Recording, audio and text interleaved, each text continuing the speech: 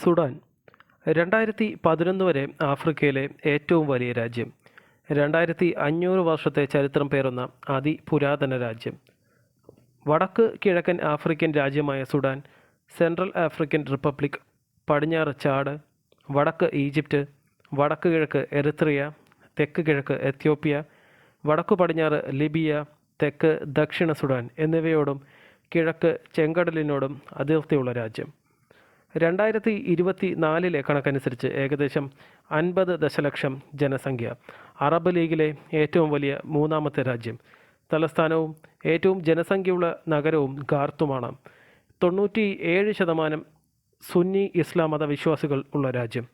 ആ രാജ്യം ഇന്ന് ഒരു വർഷം പിന്നിട്ട ആഭ്യന്തര യുദ്ധത്തെ തുടർന്ന് ഒരു നേരത്തെ ഭക്ഷണം പോലും ലഭിക്കാതെ 1.8 കോടി പേർ ഉള്ള രാജ്യം ആയി മാറിക്കഴിഞ്ഞു.